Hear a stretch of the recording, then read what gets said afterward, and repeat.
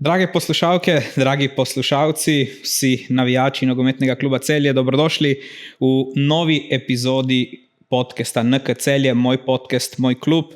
In v novi epizodi imam končno čast, da ob sebi v svoji družbi pozdravim Sebastiana Gobca, nekoga, ki so ga navijači zelo želeli slišati, oziroma da je del tega podcasta, pa bom najprej rekel Gobi. Dobrodošel. Hvala lepa.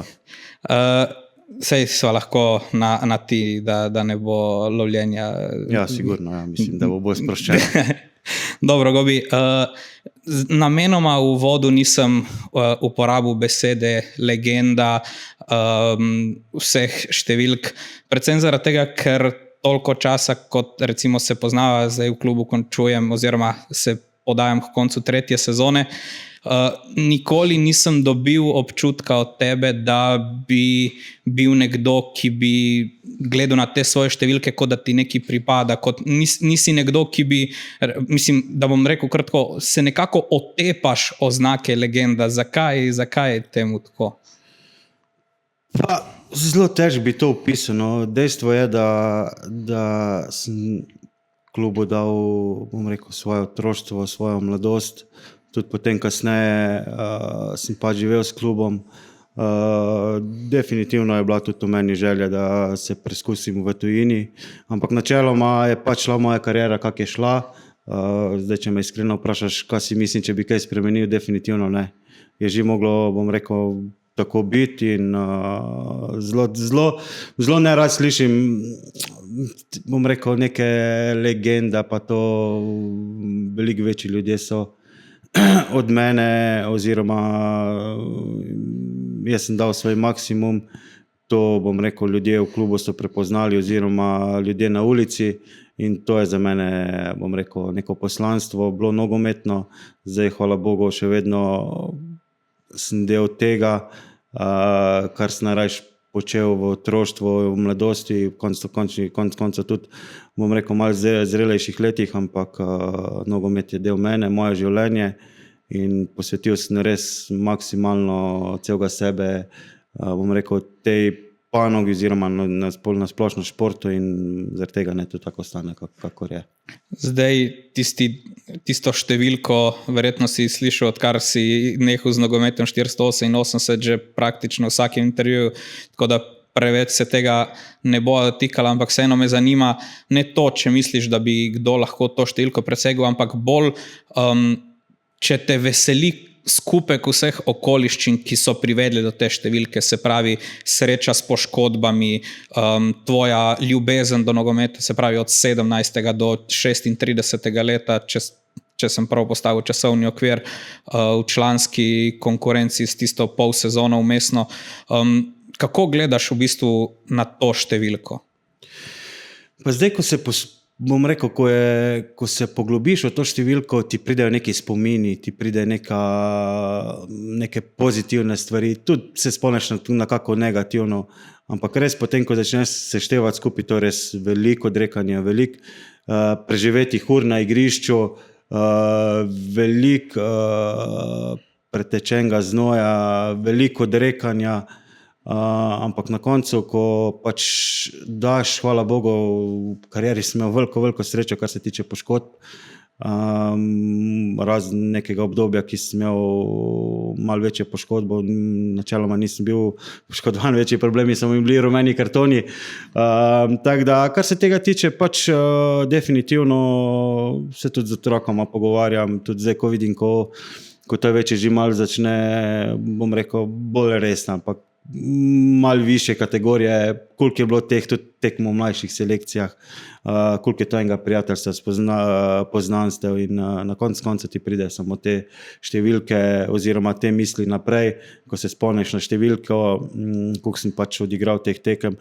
Dejstvo pa je, da ta številka, bom rekel, je samo uradne tekme državnega prvenstva, tu so še ostale tekme, ki so pokali, prijateljske tekme, evropske tekme, reprezentančne tekme, konec koncev, in tu se res potem vidim, ko potem potegneš črto, če vse skupaj, mi je najbolj, bom rekel, sem vesel tega, da se zjutraj lahko normalno vstanem, normalno mi telo še funkcionira in konec koncev, ko po teh nekem obdobju gladiatorstva, jaz temu pravim, sem zelo vesel, da še vedno lahko normalno potečem, normalno odigram tisto, kar rad odigram, normalno se z otrokoma tudi kaj po nogometno, bom rekel, preganjamo po igriščih, tako da moram reči, da kar se tega tiče, je to ono, kar se potem, ko potegneš črto, največje veselje, da normalno funkcioniram, da nimam težav z poškodbami. Omenil si v tem svojem odgovoru, si mi dal kar nekaj par istočnic, ki me potem zanima naprej. Omenil si rumene kartone, malo kdo prej, ko smo se pripravili na tale podcast, mlajše generacije oziroma v tej članski garderobi tega niso vedle, da si tudi rekorder po številu rumenih kartonov, ne samo po minutah in nastopih, ampak verjetno tej rumeni kartoni niso bili, čeprav si bil kot igralec zelo, bom rekel, bojevit, zelo karakteren vodja, verjetno te rumeni kartoni niso bili zaradi napačnih stvari. Ne, rekel bom, kar se tiče teh rumenih kartonov, res jih je bilo, ko zdaj potegneš črto, zelo veliko, mogoče tudi kak neupravičen, ampak dejstvo je, jaz sem bil tip igralca, kateri, oziroma tudi človeka, da včasih je šlo tudi kaj na silo. Redko, kdaj sem v karieri kalkuliral, vedno je šlo na polno in tukaj pač definitivno so tudi posledica tega bile neke situacije, kjer se pa zgodijo v žari borbe na treningu, na tekmi, oziroma na tekmi, tako da tukaj se pač ne da težko karakter spremeni, zaradi tega, ker da svoj maksimum, svoje stvari na igrišču in potem na koncu je pač stvar taka, da včasih kaj zamudiš, včasih te tudi kaj druga vrže iztira in kar se tiče tega, res je kartona ogromno, ampak probal sem biti kakor se da v žaru borbe, se pravi v žaru nekih stvari, ki pač se zgodijo na igrišču. In definitivno je pač to največja posledica oziroma največ gre, bom rekel, zadeve to, ker pač ne kalkuliraš, tisto, ko igral nogomet, ve, da se hiter neka stvar malo zamudi in potem pade po nogi in sigurno je potem... Ja, afekt, ampak nikoli pa nisem bil, da bi rekel, da bi Kirmo naredil neki za nalašč, oziroma da bi nasprotniku probal narediti nekaj takega, da ga bi onesposobil, kar se tiče poškodb, ne daj Bože, tako da tukaj je res bilo vse pač v neki žaru borbe oziroma neki situaciji, kar se tiče borbe na terenu in tako sem rekel, včasih zamudiš in pade po nogi in potem pač dobiš opravičeno. Omenil se tudi, ko spremljaš pot svojih otrok, sam si šel od mlajših selekcij do članske ekipe, ko spremljaš sedaj pot svojih otrok, kaj so glavne razlike, če primerjaš pač bom rekel mladinski nogomet nasploh, stvari, ki so na voljo otrokom, koliko vsi vzpostavljajo tisto ulico, da manjka, to je že kar zelo znano, ampak kaj so recimo še ostale stvari?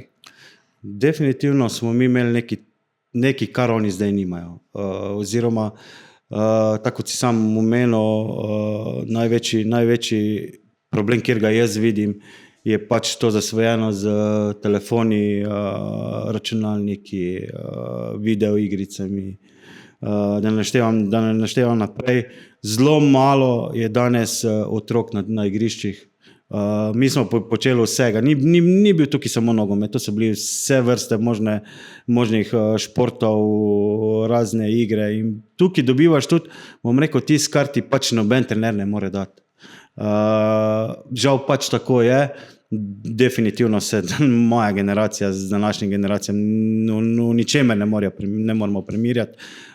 Tako da, kar se tega tiče, bom jaz rekel, da smo mi bili najboljši, no, iskreno, pač zagovarjam to, zagovarjam, bom rekel, pozitivno ulico, ne me narobe razumeti, imamo ulico, katera se dogajajo slabe stvari, to je za mene pozitivna stran tega druženja, igranja. Dobiš nekaj, kar pač na sami vadbi žal tega pač ne moreš pridobiti. Tako da tudi zdaj se opaža tisti otroci, ki so, bom rekel, malo več na igriščih, ko ostali so veliko bolj tudi, bom rekel, se lažje vklopijo v okolje, lažje funkcionirajo.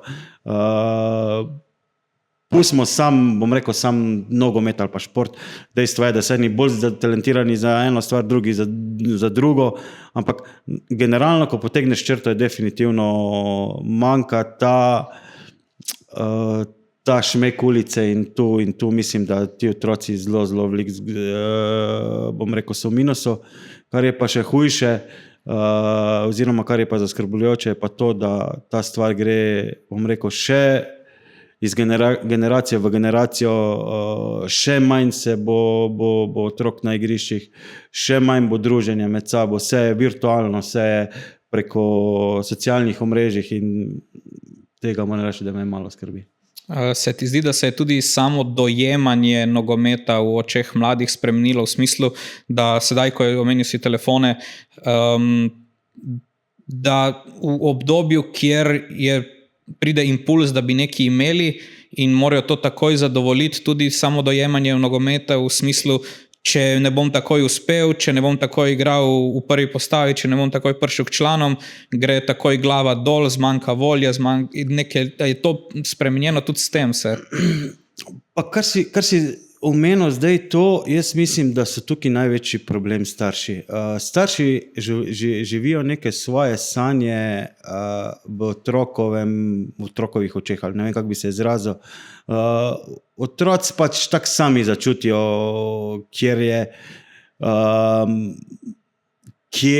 kateri so, bom rekel, na nekem nivoju, da lahko mogoče kdaj karkoli resno igrajo. So otroci, kjer pač radi hodijo zaradi druženja.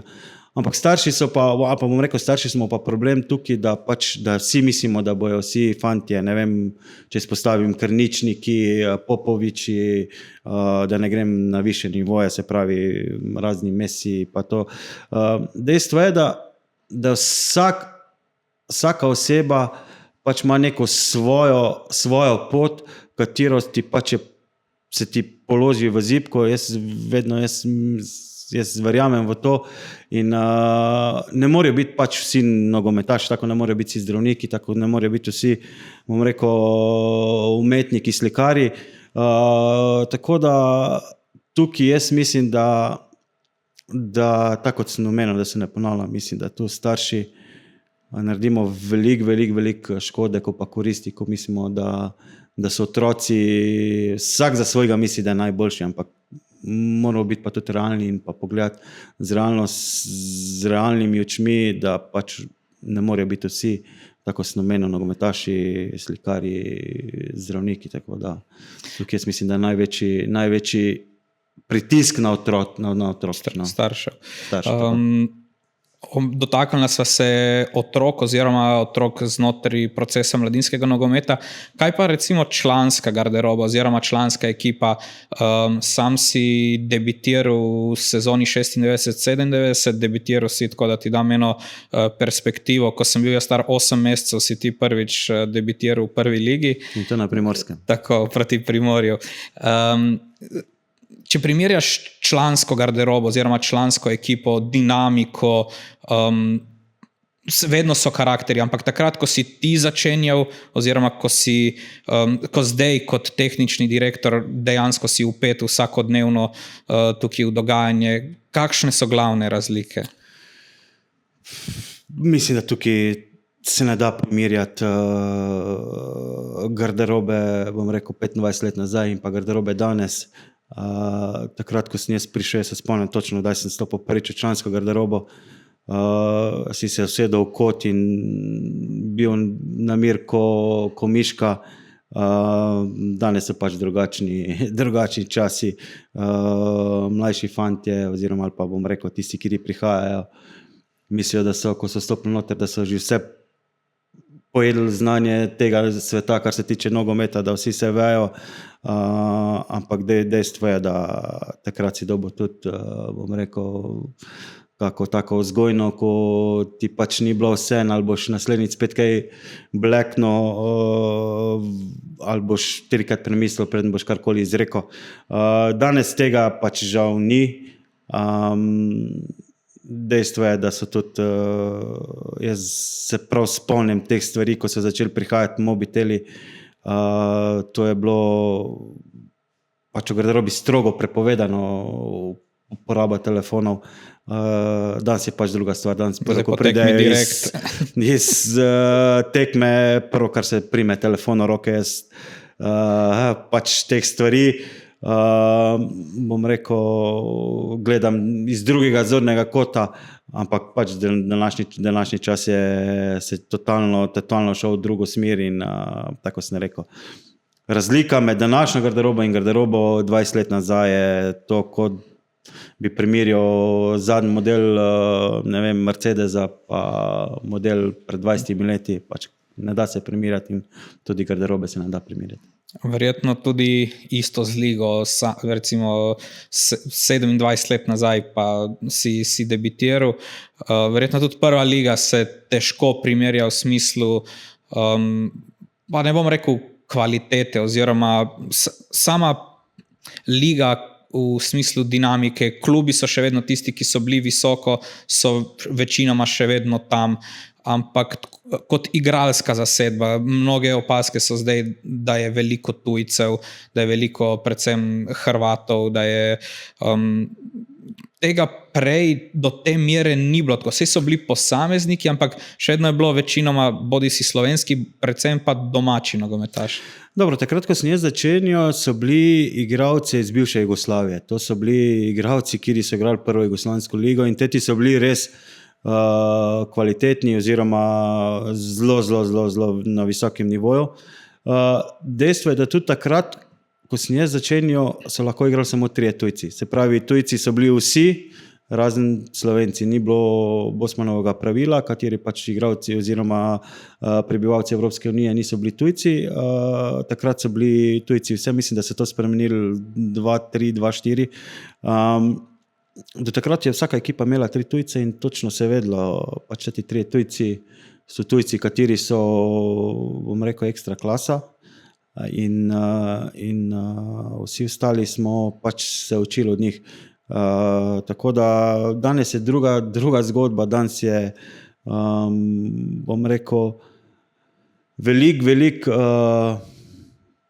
prihajajo igralci, kateri, bom rekel, niso ekstra klasa, kar se tiče tujcev. In tukaj mislim, da je to problem. Zato tudi načeloma se strinjam z nekimi zadevami, da je treba sforsirati slovenske igralce. Pravili, ki sta zdaj stopila. Tako, sicer so to pravila, kjer bi bilo potrebno še malo doreči oziroma mogoče malo korigirati, ampak načeloma je to edina prava pot, da pač probamo nekako stvar spet vrnati na te, ker načeloma slovenski igralci so talentirani igralci, treba jim je dati priložnost in tukaj je pač stvar, katero je treba krovna organizacija dorečiti pravila, da bojo pile in da bo v končni fazi tudi vsi deležniki imeli nekaj od tega. Tako da, se pravim, tu je spet stvar popolnoma spremenjena izpred 20 let in pa zdaj. Tako da tukaj je stvar, bom rekel, zdaj bolj odprta.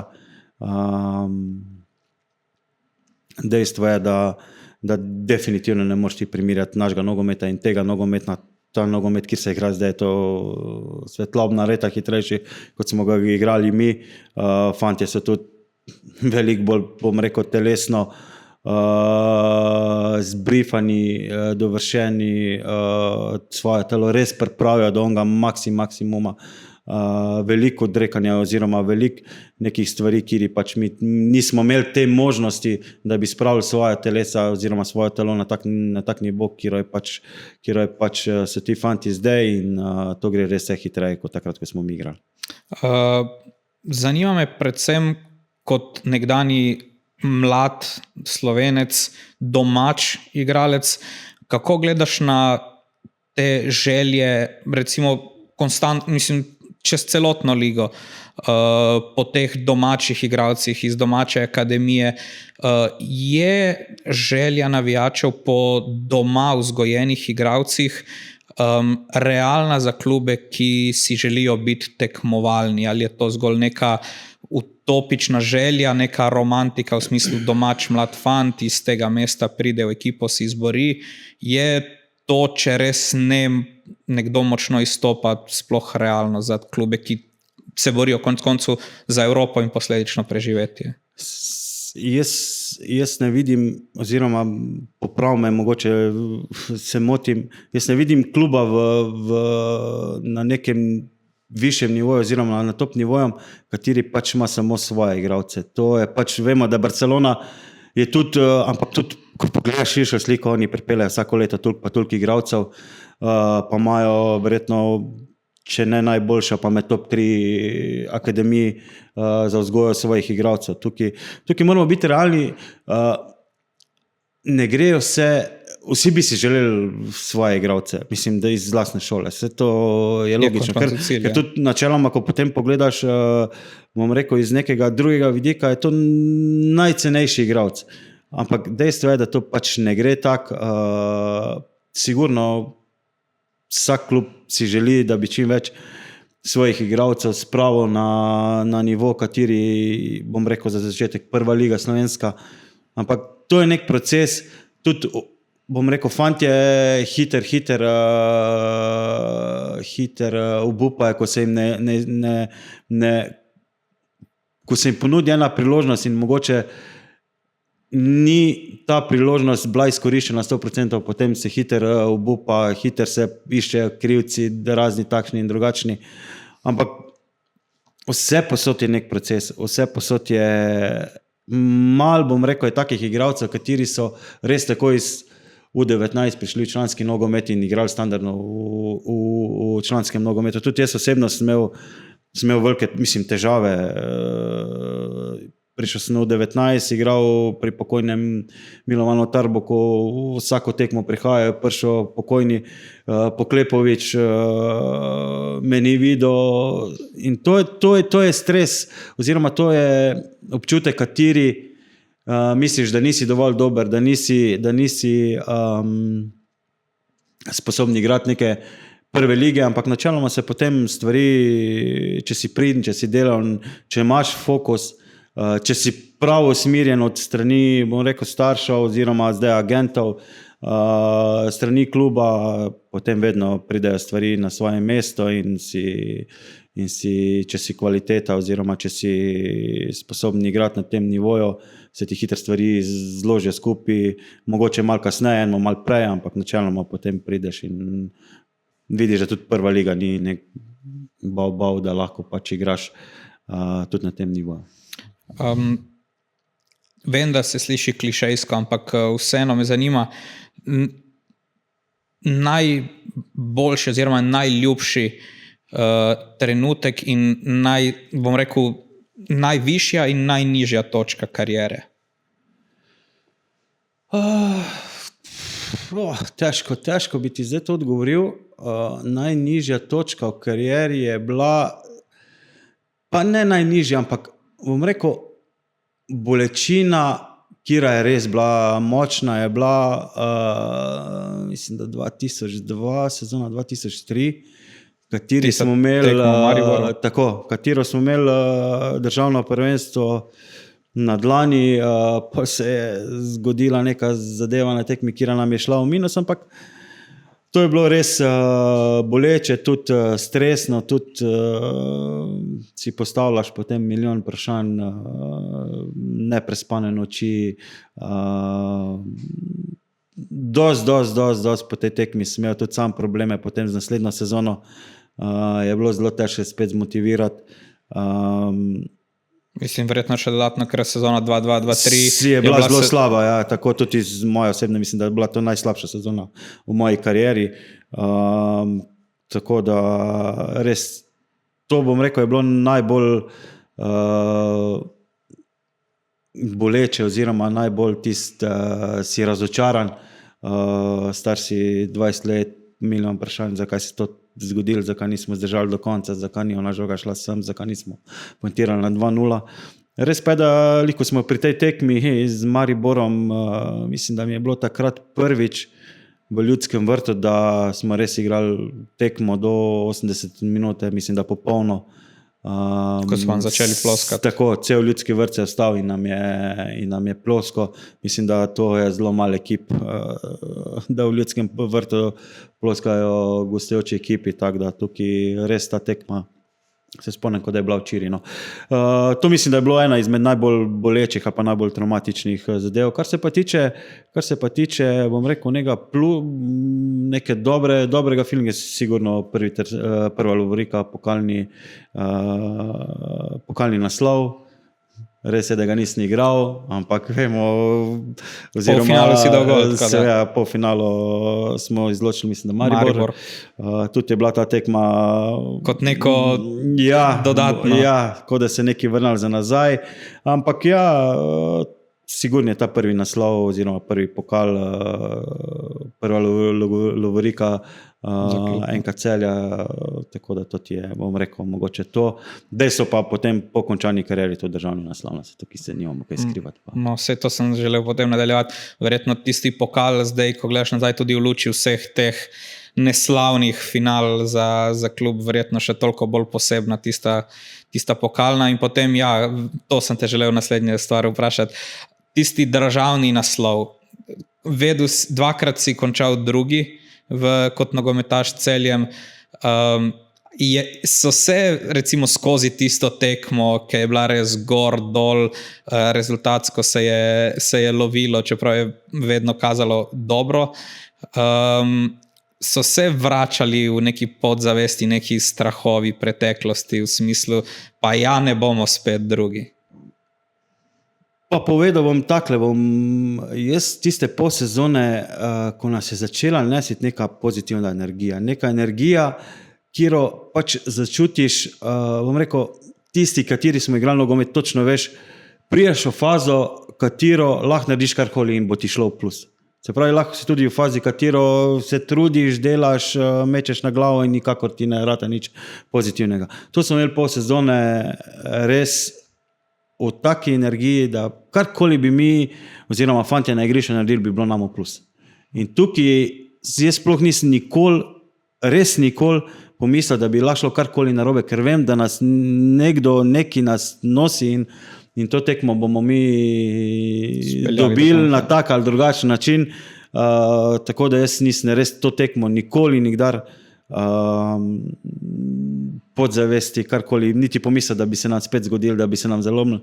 Ker ko pogledaš zaporede nekih tekm, nekih končnih rezultatov, veš, da se ti pač more to stvar poklopi do konca in hvala Bogu nam se. Si se takrat počutil tako mirnega v smislu, zdaj sem bil del in pokalnega in državnega, zdaj sem nekako zdaj sem s Celjem, čeprav mogoče ne povsem direktno, takrat že v naslednji vlogi, vseeno dosegel tisto, kar si kot nogometaš želiš, se pravi državni naslov, pokalni naslov. Bom rekel, zelo sem vesel, da sem bil del tega, ampak še enkrat, vse zasluge gre fantom na igrišču, takratnemu strokovnemu štabu in vsem ostalim v klubu. Dejstvo je, da si občutil ta občutek, kak je postati državni prvak. In tega sem se želel vedno, to sem si želel videti, na kak način to pač je in hvala Bogu sem dosegel oziroma videl, začutil in upam, da se bo čez mesec spet ponovil. Omenil si Dotaknila so se tistih najlepših, najbolj pozitivnih trenutkov. Vseeno sem mislil, razumel sem, da si izbral pokalno tisto lovoriko, vseeno pa sem mislil, da bo še vmes zavil prvi nastop oziroma v poklicu reprezentanca. Pa ja, sigurno. Jaz mogoče sem eden redkih, kateri sem šel res čez vse selekcije, kar se tiče teh reprezentančnih nastopov. Dejstvo je, da ja, sem zelo bil počaščen oziroma sem zelo vesel, da sem pač bil tudi članske reprezentance oziroma da imam nastop za člansko reprezentanco. Ampak dejstvo potem pa tudi vidiš, da je ja, tudi gol, ampak gol pa te stvari niti niso toliko pomembne, bolj ti je pomembno, da pač daš vse od sebe na teh za grb, za dres, kateri pač je res svet in to more biti sveto. Tisti fant, ko ga obleče, mora se zavedati, da tukaj bom rekel, ne sme biti ja, pa bom, ne vem, pa izgovor, pa ta, pa onak in tukaj tudi svojemu sinu, kateri gre počasi po teh, tudi, kar se tiče reprezentančnih zadev, mu vedno rečem, ko oblečeš dres, takrat ko slišiš himno, takrat je nekaj, kar veš, da tukaj moraš dati sebe, celega, in tukaj ni potem popuščanja oziroma ni izgovorov, tukaj moraš biti pravi in to je to. Naslednja stvar, ker verjetno nisi vedel, ker sem si jo opazil v pripravi, da si član najbolj reprezentančne generacije, kar se Slovenije tiče, letnik 79 je dal 12 različnih reprezentantov, kar če se to ni zdaj v zadnjem cajtu kaj spremenilo, je še vedno največ. 12 vas je takrat bilo, ne sicer ob istem času, ampak ob različnih. Ne vem, kar mi je bilo tudi zanimivo, da sem videl, da potem na tisti tekmi proti Češki si potem igral proti osebi, ki je kasneje prišla v Celje tudi kot trener, proti Jiržiju, pa me zanima in skozi reprezentančno oziroma klubsko kariero, kateri recimo je bil tak nasprotnik, ki te je najbolj navdušil?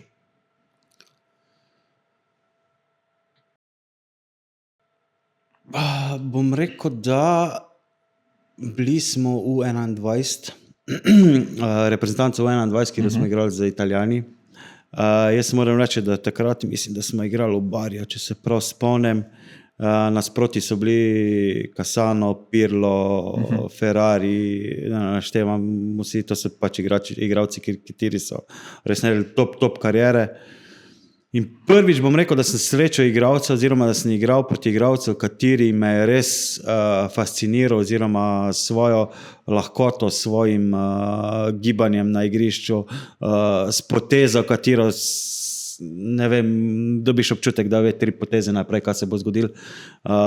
Se pravi, Andrea Pirlo, to je igralec, ki mislim, da je bil res tiš čas, mislim, da bom rekel, na drugem planetu, iz drugega planeta, ker mi nikakor nismo mogli te tekme oziroma tega fanta. Jaz se časih pohecam, rečem, ne morem ga niti udariti, mu prijeti zraven, tukaj hitreje to se potekal, razmišljal in tukaj je bilo res, on mi je res, bom rekel, njega se vedno spomnim in te tekme se vedno spomnim. Sicer rezultat bil na koncu porazen za nas, ampak vidiš, na kakem nivoju je potem, ko spremljaš njegovo kariero, na kakem nivoju je on potem bil, pa se sprašuješ, koliko je možen dan vreden 50 milijonov ali pa 100 milijonov. In potem vidiš, ko čutiš to, da je res to nekaj, kar mislim, da je zelo težko opisati z besedami in tukaj res vidiš potem nekaj, kar te res navduši in to mislim, da mi je ostalo zelo takem, bom rekel, svežen spomin. Rekel si, da ko gledaš nazaj, ne bi ničesar spremenil, ampak moram se dotakniti dejstva, da si le pol leta izkusil tiste tujine. Sicer belgijska liga, za katero še vedno, ko se pogovarjamo o belgijski ligi, jo vidiš, jo predstavljaš kot idealno za razvoj mladega igralca. Konec koncev, ko sem videl tvoj soigralec, je bil takrat Simon Mignolet, igral si proti imenom, kot so bili Axel Witsel, Christian Benteke, Dante, ta brazilski štoper. Takrat so bili oni tisti mladi, ki so se razvijali. Kaj je ta belgijska liga, bom rekel, kot recimo laik, bi sam belgijsko ligo vrstil tam tik pod tistimi najboljšimi evropskimi. Je verjetno tudi zaradi tega toliko dobra v smislu razvoja. Da ni prevelik korak naprej. Jaz sem vedno zagovornik tega, da moraš iti korak po koraku oziroma stopnico po stopnico. In tudi v karieri je pač bom rekel, neki postopki, neki koraki, kateri moraš dati skozi, moraš občutiti, da lageš potem više in više. Tako kot si sam omenil, res je, belgijska liga je meni poligon oziroma, bom rekel, liga, katera ima vse, da izkusi igralec, kateri bi naredil neko umestni korak, da lahko ne gre potem, se pravi, v Ligo 5, ko si pravimo Ligo 5. Vsi igralci smo si želeli oziroma si želijo igrati v Ligi 5. Tukaj se mi zdi, da je ta liga res ima vse. Se pravi, tako kot si sam omenil, vrhunske talente, kateri delajo potem vrhunske kariere, polne stadione, država je zelo urejena, nogometni klubi so na visokem nivoju, kar se tiče organizacije. Igra je, bom rekel, zelo podobna na naši ligi, oziroma dosti je teh zadev, kar se tiče taktičnih, fizičnih, tehničnih zadev. Res pa je, da je večja konkurenca. In tam je konkurenca lih toliko velika, da moraš vsak trening se porivati, da si na 100% in potem napreduješ oziroma greš korak po korak, zato ker pač tudi liga ta je, bom rekel, na takem nivoju oziroma finančno toliko sposobna, da če pa ne boš ti na vsakem treningu 100% in vsako tekmo boljši, bo je pač pripeljal enega iz, ne vem, ko jih vozijo iz Nigerije, iz bilo kje in potem se pač stvar se ti poruši, ampak ja, definitivno je to liga, katero še zdaj, bom rekel, zelo rad pogledam. Spremljaš še Saint-Truiden? Spremljam, tudi sem v kontaktu z kolegi, kateri pač živijo tam. Tako da tukaj res je liga, katera mi je zelo žal, da se ni pač malo drugače razpletlo. To je neka zgodba, kira mi ni bila, nisem je bil vesel, zaradi tega, ker pač je bila, malo smo tukaj bivši, bom rekel, klubu v Celju, kjer so se stvari malo zakomplicirali, tudi tam smo izpadli iz lige, ampak načeloma definitivno, če bo kdaj razmišljanje predvsem pri svojih otrocih, ja, ne, Belgija, definitivno. Zdaj je Saint-Truiden prodal levega beka v angleško ligo, ravno ko so govorili o tej umestni postaji v Luton, mislim, da je šel ta Japonc. Je bilo tudi zaradi tega, ker se je ta izkušnja prva s tujino nekoliko, bomo rekel, grenko končala, je bilo tudi kakšni pomisleki za naslednjič iti? Kaj je bila tista glavna prepreka, da se nisi v drugo oziroma ali pa v tretje? Možnosti so bile? Seveda, priložnosti so že bile prej in prej je bilo malo drugače, zaradi tega, ker smo bili Slovenci tujci, ne? In je bilo res stvar teže transfer speljati, kot ga je danes. Tudi ni bilo roko na srce agenti, ki imajo danes, oziroma slovenski agenti, kateri so danes zelo močni v tujini. Si imel vrhunce na videokasetah? Prosim? Si imel svoje vrhunce na videokasetah? Seveda, da to pač vsak dela, videokasete, highlightse, pošiljanje, tako da tukaj definitivno je bilo. Bilo je drugače, bile so pogodbe drugače narejene. Lahko povem eno zgodbo po zimi, mislim, da 2003 oziroma 2004 sem bil v Bastiji, načeloma že vse dogovorjen, da bi pač se ta stvar zapeljala. Na koncu niso mogli prodati enega tujca in je definitivno in je padla pač zmanjkal prostor. Tako in je padel transfer v vodo, tako da te so stvari, kjer se ti morajo tudi poklopiti, moraš biti na pravem mestu v pravem času. Vsekakor moraš biti pa kvaliteta, če nisi kvaliteta, ti živ Bog ne more pomagati in kar se tega tiče, definitivno bi tudi sam mogoče rad videl, da bi tudi ena stvar se poklopila, pa bi tudi načeloma imel sem zelo veliko željo iti v tujino. Kateri je bil še kak ta klub, za katerega morda ljudje ne vejo, da si bil blizu poleg Bastije? Ja, bil sem na pogovori z Rostelmašom, se pravi ruskim klubom, tam načeloma so bile stvari že tudi dogovorjene, ampak potem se kluba nista mogla med seboj dogovoriti. Pa bili so ukrajinski klubi, pa je bil Metalurg Donetsk, kjer je bila tudi stvar že več ali manj, to je po sezoni 2002-2003, kjer smo bili drugi, se pravi, to je bila neka podružnica Šahterja takrat. Bilo je dosti teh stvari, tudi enih zelo resnih, tako da bila je Lokomotiva Moskva. Ja, načeloma tukaj so stvari se potem malo drugače zapeljale, ampak ja, vem, da je Lokomotiva Moskva me gledala na Portugalskem, kateri smo igrali za B reprezentanco, tudi mislim, da sem takrat proti Portugalcem dal gol. Tako, mislim, da celo Quaresma igral. Pa ne samo Quaresma, jaz sem napisano še Joao Moutinho, Nani. Da so bili zelo dobra ekipa, ampak ja, pač stvar se tako zapletla oziroma odpletla in za nazaj ne moramo stvari spremenjati in tako sem rekel. Zdaj načeloma, če bi šel še enkrat, bi šel po isti poti, pa upam, da bi se mogoče malo sreča drugače obrnala, pa bi tudi v tujini igral več sezon.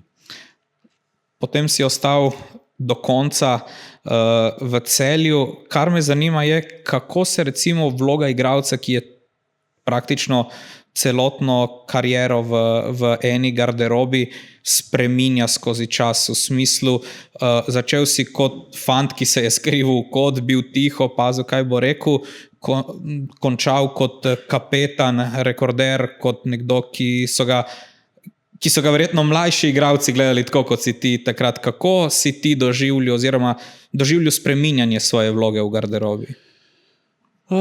Ja, tako si rekel, začneš kot ponižen fant, pol se stvari spreminjajo, garderoba se spreminja, ustroj kluba se spreminja, tudi cilji sami se spreminjajo.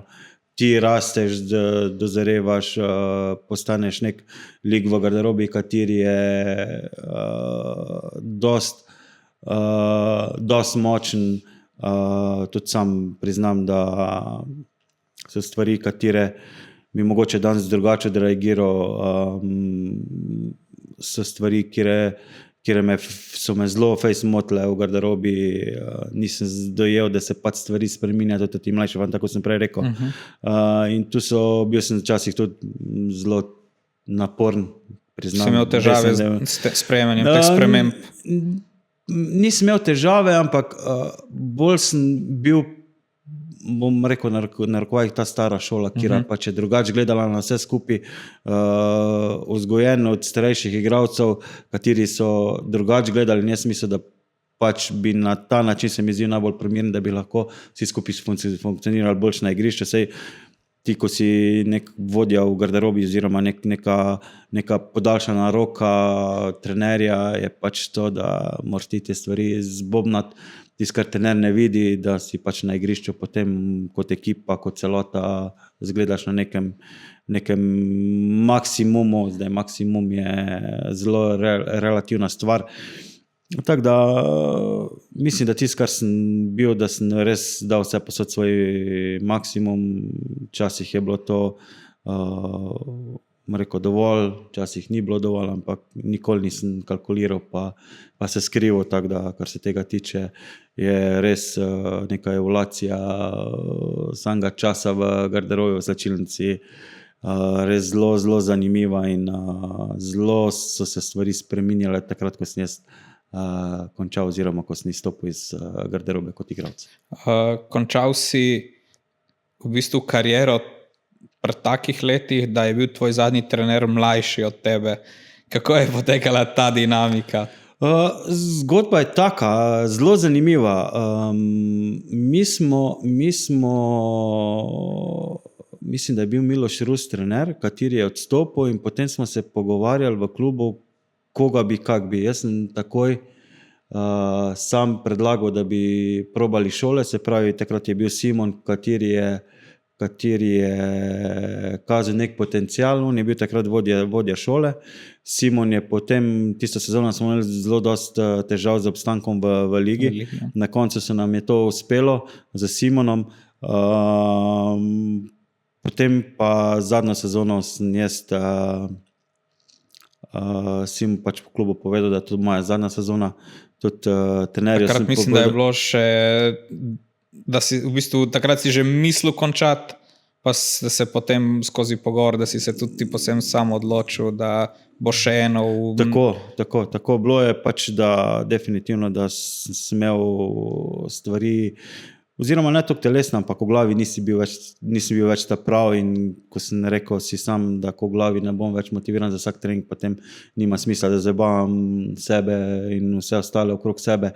Tako da sem povedal, smo se zmenili še za eno sezono, tudi je bilo dogovorjeno, da nisem več v začetnih 11, da pomagam, koliko se pomaga da. Takrat je bil še od starejših, mislim, da Močinovič. Tisto sezono smo potem super speljali, splavali so fantje, ostali mlajši na površje, naredili tudi delali super karijere, tako da tukaj res je bilo načeloma vse dogovorjeno in res nisem niti pomislil, da bi po sezoni, kateri sem rekel, da je zadnja, še nadaljeval nogometno kariero. Čeprav se je tako pozitivno zaključila. Ja, zaključila se je totalno nepričakovano po sezoni prej, ki je bila porazna.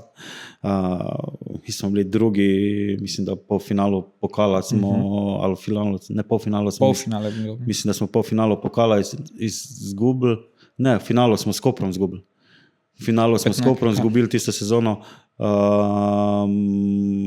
Tudi na koncu smo dobro igrali. Tisto sezono je, mislim, da se celo Verbič potem prodal, da je Oršič bil z nami, da je Miškič bil, ko so se te fantje vsi prodali.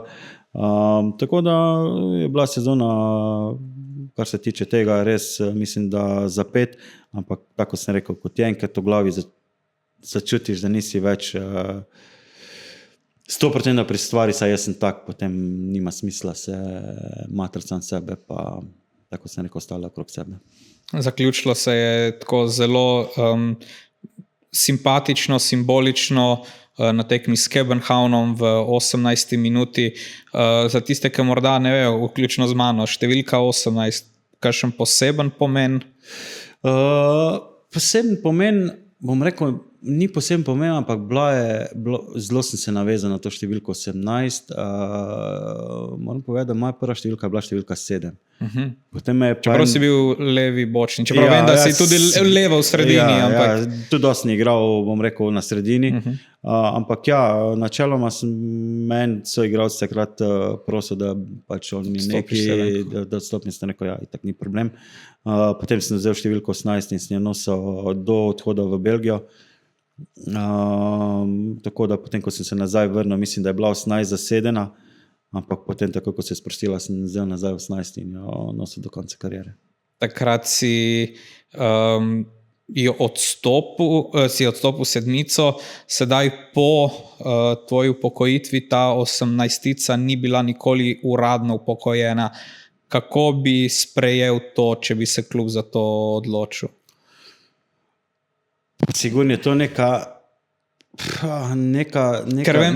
čas, katera pač je nek simbol tebe, no, sej načeloma vsi vejo, koliko sem imel številko. Jaz nisem človek, kateri bi bil na te zadeve, ne vem, tudi če bi se dala naprej, bi bilo ok, normalno življenje gre naprej. Če bi se upokojila, super, vidiš, da si nekaj dal, doprinesel k zgodovini kluba, zgodovina je zelo pomembna za vsak klub, to vemo, če gremo od top klubov do najmanjših klubov. Tako da, ampak načeloma nimam težav s tem, nisem človek, ki bi pa, če bi šla naprej, številka ne bi mogel spati ali pa bil karkoli, to pač nek sestavni del življenja in če bi šla naprej, super, če pa bo se upokojila oziroma če pa ne bo noben več imel, pa tudi super. Da počasi zaključiva.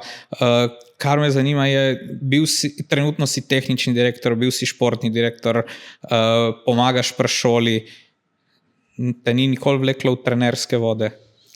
Ne, to me zelo veliko ljudi vpraša. Gobi, zakaj nisi probal, zakaj ne probaš?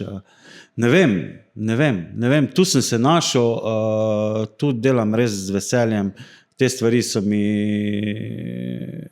bom rekel, pisane na kožo, ali ne vem, kako bi se, pač najde se človek in res s tem uživam, spoštujem trenerje, vem, kak poklic imajo, vem, kako odgovornost imajo, ampak dejstvo je, da se nisem videl, ni me pritegnalo, res pa je, da zelo razmišljam, da bi tudi sam mogoče naredil to osnovno licenco, predvsem iz tega vidika, da bi mogoče še bolj spoznal njihov delo, njihove občutke, njihove neke stvari, kire jih drugače ne moreš, če nisi zraven opet.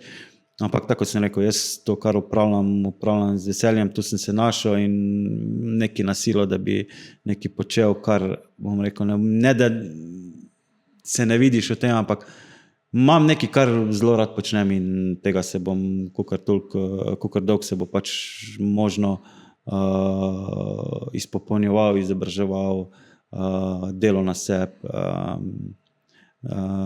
da pač klubu pomagam se dvignati na res nivo, kateri mislim, da počasi plezamo na ta nivo.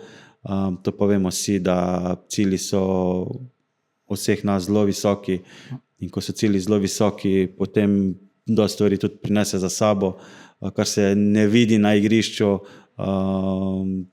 ti si malo začutil, kaj to vse pomeni, koliko je to enih stvari pri sami organizaciji državnega prvenstva, da govorimo o evropskih tekmovanj, ki pač potegne vse za sabo in tisti, ki ni bil vpet v to oziroma nima občutka, koliko je to enega